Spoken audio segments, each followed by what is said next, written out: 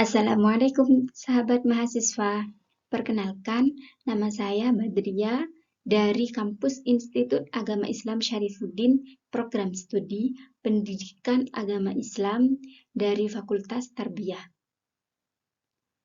Di sini saya akan memenuhi tugas mata kuliah, yaitu model dan strategi belajar mengajar, yang mana dibimbing oleh Bapak Dr. Ahmad Iwanul Mutakin, MPDI. Di sini saya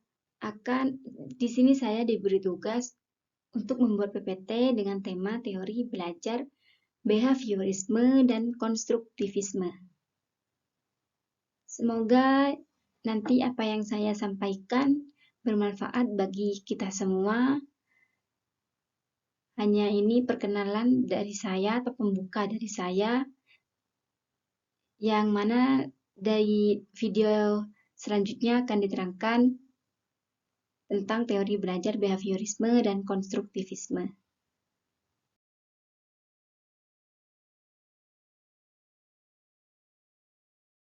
Di sini akan membahas tentang teori belajar, behaviorisme, dan konstruktivisme. Yang mana belajar adalah proses penting dalam kehidupan kita. Mari kita bahas dua teori belajar yang mendasar, yaitu behaviorisme dan konstruktivisme.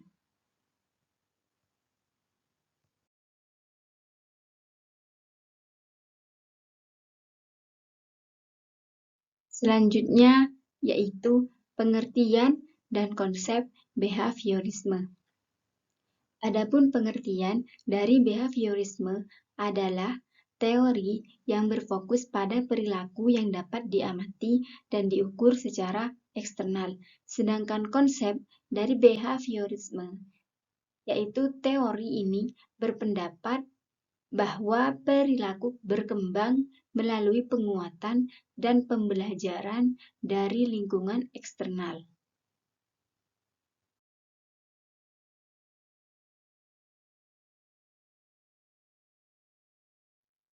Dan di sini juga ada contoh penerapan dari teori behaviorisme.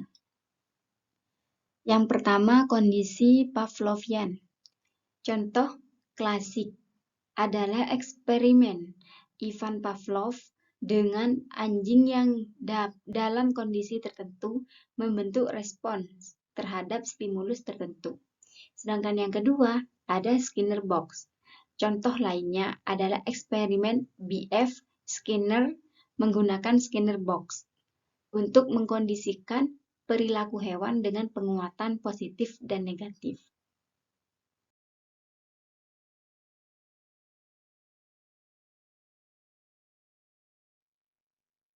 Dan adapun tokoh utama dalam teori behaviorisme ada dua, yaitu Ivan Pavlov dan B.F. Skinner.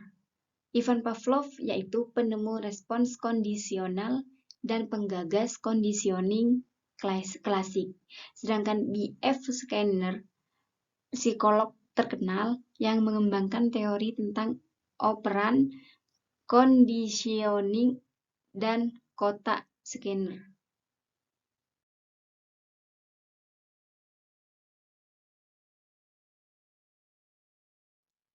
Dan ada juga teori behaviorisme dan contohnya. Teori behaviorisme yaitu pembelajaran merupakan hasil dari respon seseorang terhadap stimulus yang diberikan, dan pembelajar pada dasarnya pasif namun merespon stimulus dari lingkungan. Dan ada juga pendekatan behavioris berfokus pada membimbing pembelajar mencapai hasil pembelajaran yang telah ditetapkan sebelumnya. Dan adapun contoh dari teori behaviorisme yaitu pembelajaran di kelas yang menggunakan sistem reward dan punishment untuk mendorong perilaku yang diinginkan.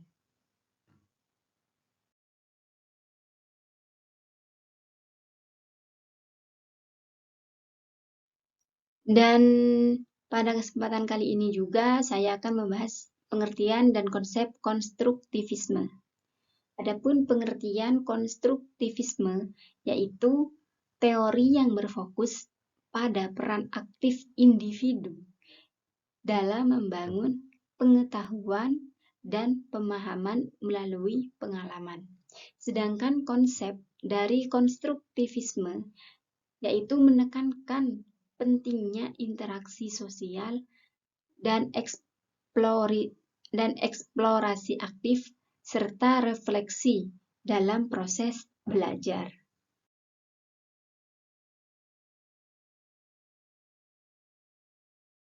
Di sini juga ada contoh dari penerapan teori konstruktivisme.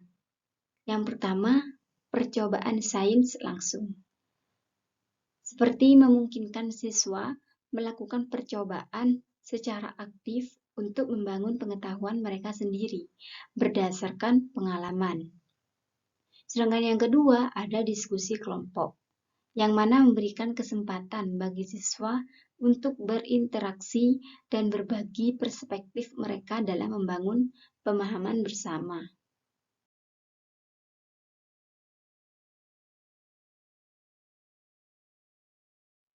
Adapun di sini juga tokoh utama dalam teori konstruktivisme. Yang pertama yaitu psikolog yang mengembangkan konsep zona perkembangan aktual dan zona perkembangan terdekat. Dan ada juga dari psikolog yang dikenal karena teorinya tentang perkembangan kognitif anak melalui tahap-tahap tertentu.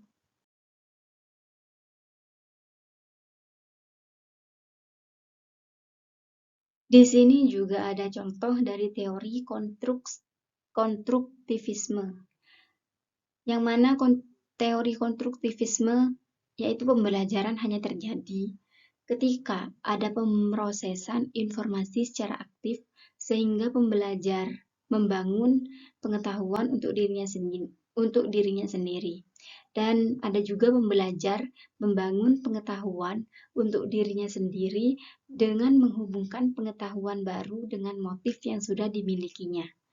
Dan ada juga peran dari seorang pengajar adalah sebagai fasilitator yang membantu pembelajar dengan pemahamannya. Dan contoh dari teori konstruktivisme yaitu pembelajaran yang menggunakan pendekatan diskusi dan kolaborasi antar siswa untuk membangun pengetahuan bersama.